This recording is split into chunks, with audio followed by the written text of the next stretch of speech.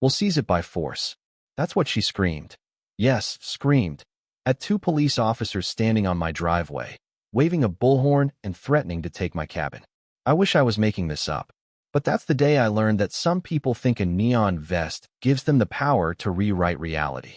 So buckle up, because if you've never seen an HOA president lose her mind on camera, let me walk you through how my morning coffee turned into a one-man defense of private property rights. It started like this. 8:15, Tuesday, fresh coffee, birds chirping, sunlight just breaking through the pines.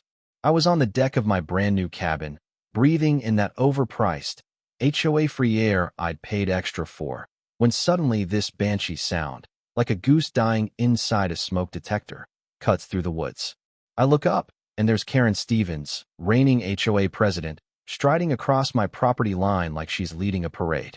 She's got an orange construction vest, a plastic hard hat tilted like she's auditioning for a demolition crew, and a 6-inch ruler in one hand, plus a bullhorn that probably violated the Geneva Convention. She gets 20 feet from me and starts barking through the bullhorn. Attention property owner. This structure violates homeowners association standards. Never mind the fact that my cabin isn't even within her HOA's territory. For a split second, I thought it was some kind of prank. But then Karen, never one for half measures, whips out her phone and actually calls 911, right there on my gravel. Yes, I need to report an illegal structure. Unpermitted construction, threat to property values. Send enforcement immediately. She's reading off this laundry list like she's got the HOA rulebook tattooed on her arm, waving that little ruler around like it's Excalibur. The woman even put up handmade violation signs, red marker, crooked letters, the whole 9 yards. I half expected her to rope off my mailbox. By the time Officer Harris pulled up, God bless the man, Karen had set the stage for a full-blown suburban showdown. She greeted him like he was her personal enforcer. Officer, this illegal structure is threatening community standards. This man refuses to comply. She had the bullhorn up, pointing at my cabin, trying to orchestrate a drama for an audience of squirrels. Officer Harris, to his credit, just asked to see my documents. So I handed over my property survey, waterproof folder and all, while Karen vibrated with outrage. Harris took one look, pointed at the map, and said, "Ma'am, this property is 47 meters outside your HOA jurisdiction. If you want to see someone's reality shatter, watch Karen's face at that moment. She went through every shade of red known to mankind. But did she back down? Nope. She doubled down, picked up the bullhorn, and actually yelled, 'I don't care. We'll seize it by force if we have to.' Officer Harris nearly lost his eyebrows. 'Ma'am, that's threatening theft of private property. That's a criminal offense.' Silence. Not even the birds wanted any part of that. All this, and I'm standing there in pajamas, holding my coffee, wondering if I'd accidentally moved to a sitcom set. Harris, ever the professional, explained the law for the 5th time, but Karen wasn't hearing it. She kept waving her laminated HOA handbook like it was the Magna Carta. Meanwhile, her nervous sidekick, Bob Miller, scribbled notes on a clipboard, looking like he wished he'd called in sick. My neighbor Linda watched it all from across the street, phone recording, and whispered, "You have no idea what you just triggered." Let me back up a sec. 6 months earlier, I was house hunting with one non-negotiable requirement, an OHOA. I'd lived 2 years under their microscope. Can't park your car after 10, can't plant yellow flowers, can't hang a wreath that wasn't HOA-approved diameter. When I found this cabin, I asked my realtor 3 times, "You're sure there's no HOA?" I paid 18 grand more than similar homes just to guarantee my freedom. I had a professional surveyor mark every inch. Metal stakes, orange tape, a legal map showing my boundary was 53 meters from the nearest HOA lot. I even met Linda, the retired librarian next door, who introduced herself and immediately started spilling the tea about Karen. She measures everything. Linda warned me. Mailboxes, fences, bird nests. She filmed Karen's daily patrols like she was documenting a rare animal. I figured Karen was just quirky. Turns out, she was systematic. She started posting photo collages on the neighborhood app, my porch lights, my kayak against the fence, trash pickup timing. Bob Miller would chime in with annotated screenshots and timestamps. It stopped feeling funny when Karen's drive-bys turned into evidence collection. She'd measure the angle of my mailbox, the space between deck planks, even the shadow my cabin cast at noon. Who does that? Linda had an archive of these videos, Karen measuring things that no HOA on earth could regulate. But here's the twist.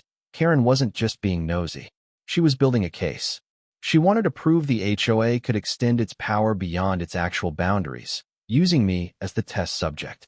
All those survey stakes. They became the front line in a war I didn't know I was fighting. One morning, Linda came over whispering, "Karen just posted an emergency call for enforcement powers. She's got 47 comments already." Next thing I knew, Karen was rolling a surveyor's wheel across my line, calling county code enforcement to file a complaint about my cabin ruining community sightlines. She unfurled satellite printouts and diagrams for Officer Harris, who just logged the complaint and walked away. Linda recorded the whole circus. Karen's patrols turned into a routine: 7:30 a.m., 2:15 p.m., 6:45 p.m., every day, always with a new measuring device. One time, she brought a protractor. What was she even measuring? The angle to the International Space Station. But some neighbors started siding with her, worried about property values. Others were quietly horrified but didn't want trouble. Linda was firmly in the "this woman is bonkers" camp and said so out loud. It hit a boiling point when Karen announced a special HOA meeting. Flyers everywhere, claiming a vote to expand enforcement to properties adjacent to HOA boundaries. Linda pulled me aside, conspiratorial. "I need to show you something. Meet me tonight with a tape measure." So, at 9 p.m., like teenagers up to no good, we snuck behind Karen's house. Turns out, Karen's deck extended 4 feet onto public easement land. Linda had the surveyor's report and county notification. Karen knew she was in violation for 3 years, but doubled down on accusing everyone else. She was trying to set a precedent, hoping if she could punish others for boundary violations, she could shield herself from the county. We documented everything: photos, measurements, official reports. Karen spotted us and lost it, shouting about trespassing, but Linda fired right back. "Check your lines, Karen. This is public easement." "Bob, white as a ghost," mouthed to me. "She's planning something big tomorrow. Orange vests, fake badges. Don't let her." Sure enough, the next morning, Karen's enforcement team assembled, a militia of 3 neighbors in homemade vests, including sweet Mrs. Patterson, who probably thought she was volunteering for a bake sale, and Mr. Rise, who looked desperate to escape. Karen handed out fake badges and clipboards, declared their authority, and marched across the street for a compliance inspection.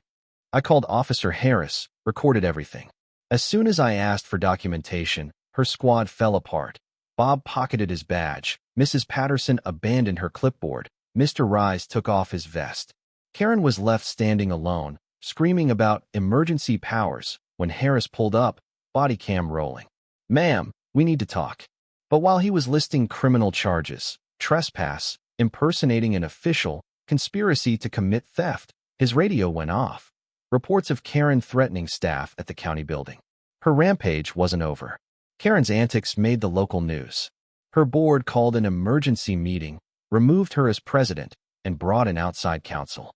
Harris filed a full report, and the county prosecutor added harassment and abuse of process to her charges. Turns out, false police reports and fake badges are not just bad manners.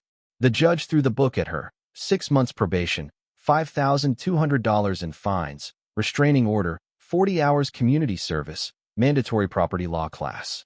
The HOA lost its insurance, property values dipped, and the new board brought in a professional management company with strict boundary rules. You'd think it would end there, but Karen, undeterred, ran for city council 6 months later, on a platform of restoring authority to community standards. Some people never learn. They just find bigger stages for their delusions. But my little war became a local legend. Linda's video archive turned into a documentary. The surveyor got famous for installing permanent bronze markers on my land. My property value shot up, and neighbors from all over the county started demanding Karen-proof documentation. Bob Miller reinvented himself, apologizing to everyone. Mrs. Patterson and Mr. Rise became advocates for transparency, and the neighborhood slowly healed. We held a big autumn barbecue where the only things getting measured were how much brisket Linda could fit on one plate. Kids played across boundaries, the drama now just a punchline. As the sun set, those bronze markers caught the light, and I realized the best way to fight bullies is with facts, documentation, and a little community backbone. But as we cleaned up, a moving truck pulled up to Karen's old house, and out stepped a new neighbor, wearing an orange vest, carrying a clipboard. Linda and I just looked at each other and laughed. Some stories never really end, do they? So what do you think? Are HOAs a necessary evil, or just a breeding ground for power-hungry neighbors? Drop your own war stories, or tell me where you stand on the great mailbox measuring debate.